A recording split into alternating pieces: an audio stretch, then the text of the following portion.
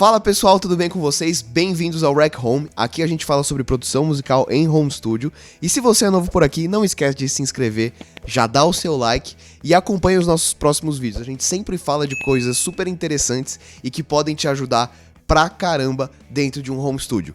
E esse vídeo a gente vai fazer algo incrível, que é contar pra vocês as maiores gambiarras de home studio que você precisa saber.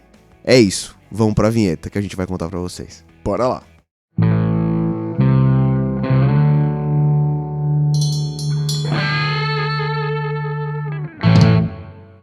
Galerinha, segredos revelados. As maiores gambetas de home studio. E quando a gente fala gambeta, a gente não quer dizer que é uma coisa errada de se fazer, ou que você vai estar prejudicando, ou que você vai estar roubando de alguma maneira. Mas sim, usando algum artifício que vai facilitar muito a sua vida para cobrir um errinho ou outro, ou um negocinho ou outro, que é natural quando você tá gravando. Às vezes você pode sair um pouquinho do tempo, pode sair um pouquinho do tom. Como que a gente faz, ou melhor, como que o Glauber aqui faz pra produzir as músicas que, igual a gente fez no o último cover de Iron Maiden, que tá aqui no canal. Ali tem muito dessa arte, desse suco de home studio. E é isso que a gente vai contar aqui um pouco pra vocês. Então, Glauber separou alguns temas principais aqui pra contar pra vocês. Cara, primeiro grande ponto, assim, na minha visão, né? Não é só home studio que se utiliza dessas técnicas, né? São técnicas que a gente tá querendo fazer, no fim das contas, um produto que seja consumido pela maior parte das pessoas e que as pessoas ouçam aquilo e falem, não, poxa, ficou bom. Né? Uhum. Então, para ficar bom, não podemos descartar nada. A primeira gambiarra é adição de samples ou substituição de samples na bateria. A gente conversou algum tempo atrás com o baterista Andreas, o card vai estar aqui em cima, e ele chegou a comentar, poxa, existe aí a possibilidade de substituir as peças da bateria por samples, e a impressão que eu tenho é que aquilo não foi exatamente o que eu toquei, né? Uhum. Se essas foram bem as palavras dele, né? Uhum. Mas logo em sequência ele falou, poxa, parece muito mais profissional. Então, o fato da gente utilizar microfones que não são microfones top de linha, usar uma bateria que não é uma bateria top de linha, usar pré-amplificadores que não são pré-amplificadores top de linha, utilizar um baterista que não é um baterista profissional, a gente está numa sala que também não é uma sala profissional, faz com que a gente chegue em um resultado aquém daquilo que se ouve nas rádios e em plataformas digitais. Então, como que a gente transforma esse som que foi capturado com algum critério em som super top, super profissional? A gente adiciona e a gente substitui por samples que foram captados num ambiente ótimo, né? Ao você fazer isso e eventualmente substituir, mas adicionar samples à bateria original que você fez, você começa a chegar num som único, que é o som seu, é um som que em nenhum outro lugar vai ser criado, mas que tem a pegada do seu baterista somada a uma qualidade de som muito alta dentro do sample. Exato, acho que um ponto importante pra falar aqui, a gente até já mostrou isso naquele Crack in the Mix que a gente fez, a gente não tá transformando a bateria num teclado MIDI. Exato. Não é esse o ponto, a gente não tá deixando tudo artificial. Existe um equilíbrio ali de volumes entre o som real captado aqui e o som que é adicionado ali pelo programa, que gera esse som único, né? Esse timbre único que vai sair de cada peça ali da sua bateria. Então é um tipo de adição que, cara, é super válido pra fazer. Melhora pra caramba o som de forma geral da sua música. E realmente, como o Andreas falou, faz ficar muito mais profissional do que aquilo que você tá ouvindo na hora que você tá gravando. E, cara, a gente precisa falar disso, né? Não é só em home studio que isso acontece. Profissionais que ganham Grammy utilizam dessa técnica também. Então, não se preocupem que o som de você, que você tá fazendo em casa, com a sua bateria, não tá saindo aquela sonoridade toda, porque nem mesmo em grandes estúdios profissionais sai assim. Tudo é captado e depois é muito bem lapidado para chegar no produto final numa excelência absurda. Uhum. Próximo ponto, o que você acha que vale comentar aqui? Cara, ninguém é um reloginho. Aliás, poucos bateristas ou guitarristas são reloginhos. Você fazer uma gravação o mais ajustado no tempo é sempre muito bom, mas, cara, você não pode deixar de editar o tempo, tá? Não é uma gambiarra, é uma ferramenta para melhorar o áudio que você tem, para fazer uma mixagem e chegar num resultado melhor. Mas edição do tempo sempre vai ter.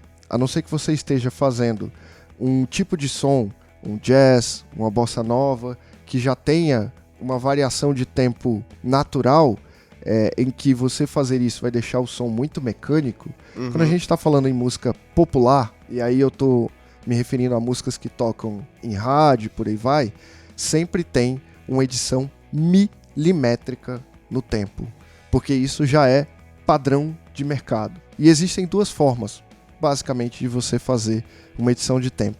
Seja tão simples quanto cortar algo que está fora do tempo, ajustar o tempo e depois fazer a gestão daquele buraco que você criou, ou então utilizar uma das ferramentas fantásticas que existem no áudio de hoje em dia, que é o áudio elástico, que é tão simples quanto você dizer, olha, esse ponto que eu estou colocando aqui, eu vou puxar para a direita ou para a esquerda, para trás do tempo ou para frente do tempo, sem que você tenha efeitos colaterais em termos de tonalidade ou de craquelamento do áudio muito grande. Cara, é isso. E lembrando, a gente tá falando sobre produção musical. Exato. Quando você tá no ao vivo, aí vale tudo. Aí vale tudo. Aí é a performance da hora, muito mais do que a qualidade de tempo. Puta, tá todo mundo no reloginho e tal. Tirando o Dream Theater, né? Porque aí é os caras fazem no tempo mesmo, mesmo ao vivo. É isso, virou padrão já de home studio. Ninguém consegue acertar, por mais treinado que você seja, alguma coisinha, milimetricamente, você vai deixar passar, que o cara vai lá e depois vai ter que dar um ajustinho. É natural, é do ser humano. Uhum. Você pode até, como engenheiro de mixagem, tá ali fazendo toda a sua edição, deixar passar um ou outro para não ficar Sim. muito no clique e não ficar parecendo um MIDI, né? Mas do padrão de mercado que a gente tem, principalmente as músicas mais populares, todas elas são editadas quase que no vidrinho ali, porque é padrão. Uhum. E é muito mais rápido e muito mais fácil você chegar no resultado quando tá tudo muito bem editadinho. Beleza, então isso nos leva ao ponto 3. Quando a gente fala do elemento principal de uma música popular, que é a voz, também nem todos os cantores são perfeitos. Ninguém vai ter uma afinação 100% ajustada em todas as performances. Hoje em dia, também é padrão de mercado afinar a voz. Por mais conservador que a gente seja, isso existe no mercado hoje. Então, não estamos enganando o ouvinte. Nós estamos apenas fazendo uma boa performance se transformar numa performance excelente. E isso não é uma coisa recente. Isso é uma coisa que vem, sei lá, desde os anos 50, 60, do Black Sabbath da época do Ozzy. Todas as vozes que ele faz, elas são duplicadas ou triplicadas. Por que isso? Para enganar o nosso ouvido das desafinações que ele fazia. Essas duplicações ou triplicações fazem com que a pessoa ache que está afinado, quando uma está desafinada, a outra está mais afinada, e isso acaba passando despercebido para o nosso ouvido. Primeira vez que ele me chamou pra cantar uma música, ele falou, não, relaxa, canta aí, dá o seu melhor, qualquer coisa eu ajusto aqui. Eu falei, não, Glauber, você não vai mexer, não vai colocar minha voz no tom, deixa desafinado, vai parecer mó falso. Só que não faz sentido quando a música soa muito bem e você vê que o vocal tá deixando a desejar. Né? Aí você tem que trazer todo mundo pro mesmo nível. Existem estilos de música que vão aceitar uma desafinação, onde a desafinação ela é inclusive estético daquele estilo, mas quando a gente está falando na música popular em geral, aquela música que toca em rádio, a afinação da voz ela faz sentido e ela é muito bem-vinda. Mas, por exemplo, se você for assistir os nossos vídeos de live sessions voz e violão, não tem afinação. Não tem afinação. Então, foi natural do jeito que foi gravado mesmo. Né? Porque você vê que tem desafinações ali da voz, mas faz parte, é a parte da performance em si. Não é uma música que vai tocar numa rádio e tal. O legal do voz do violão é justamente essa naturalidade que tem esse tipo de música.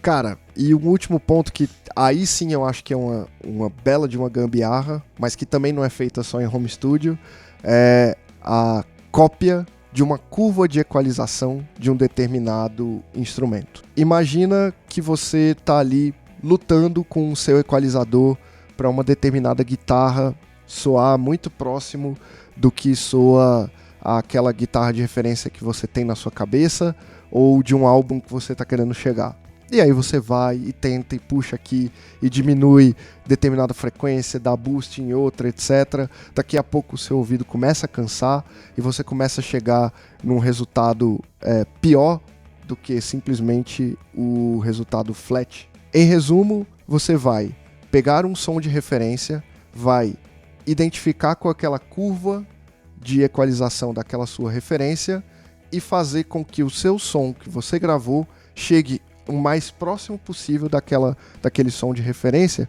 sem precisar ouvir, sem precisar utilizar o ouvido. Simplesmente utilizando uma ferramenta de clonagem de curva de equalização. Até porque é super difícil você com o ouvido conseguir chegar naquele som que você tá ouvindo, por exemplo, uma guitarra. Não, porque você não consegue dissociar.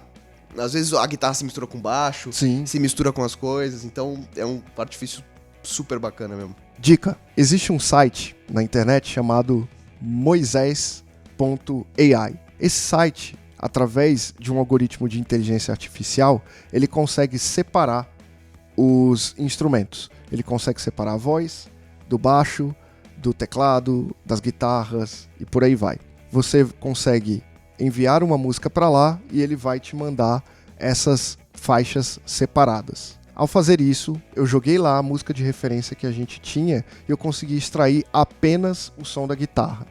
Com esse som da guitarra, eu clonei a equalização dela nas guitarras que a gente tinha gravado aqui, para chegar de uma maneira muito rápida, sem cansar o meu ouvido, num timbre inicial em que eu já estivesse confortável em começar a trabalhar. Eu já tive uma referência inicial muito mais adiantada do que se eu tivesse buscando o som de referência inicial com o ouvido. Essas são as gambiarras que a gente utiliza em home studio e talvez o maior aprendizado que a gente tem é que não é só em home studio que se utilizam essas gambiarras. Grandes estúdios também utilizam, grandes engenheiros de mixagem também utilizam disso. Bom, é isso. Tem alguma outra gambiarra que você costuma fazer no seu home studio que a gente não falou por aqui? Deixa a gente saber nos comentários. Compartilha aqui com a gente, é isso aí. Queremos saber o que a galera anda fazendo. Com certeza. Bom, espero que vocês tenham gostado do vídeo. Não esquece de se inscrever, curtir aqui esse vídeo porque ajuda a gente pra caramba e ajuda o YouTube a direcionar esse vídeo pra pessoas que também têm interesse por esse mesmo assunto. Muito obrigado se você ficou até aqui e até a próxima. Valeu!